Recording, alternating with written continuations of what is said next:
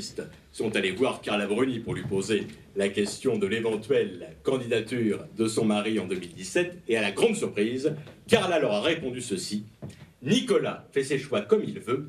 Après tout, il est grand. » L'amour est aveugle, mais quand même, hein.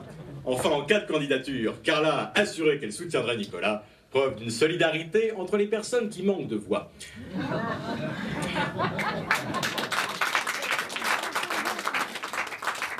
Encore un peu plus à droite, il y a le Front National où, bon, c'est un peu le chahut depuis que Jean-Marie Le Pen a été déchu, et j'espère que vous l'avez vu parce que ça, c'était une coïncidence dans la presse extraordinaire. Dans le Figaro de lundi dernier, une double page, avec, vous allez voir, sur l'affaire du FN, un rapport entre les deux pages de cause à effet assez superbe. Sur la page de gauche, il y avait écrit « L'euthanasie chez les personnes en fin de vie ».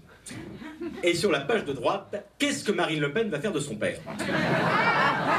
Ça peut donner des idées, comprenez-vous. Alors, en parallèle de quoi, et ça on en a moins parlé, ça a été occulté, sa petite fille, Marion Maréchal Le Pen, a annoncé qu'elle était enceinte.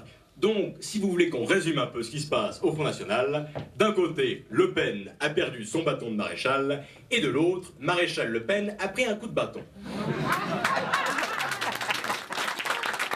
Marion Maréchal Le Pen qui a osé à l'Assemblée traiter Manuel Valls de crétin, et elle a tout de suite été condamnée pour divulgation de secret d'État. Mais par contre, quelle a été notre surprise lorsque nous avons appris, non sans émoi, que Florian Philippot en était, hein. On ne pouvait pas s'en douter quand même. Enfin, écoutez, il est homosexuel, c'est son droit, Philippot. Et puis au moins, ça explique pourquoi il a toujours combattu le voile, mais jamais la vapeur.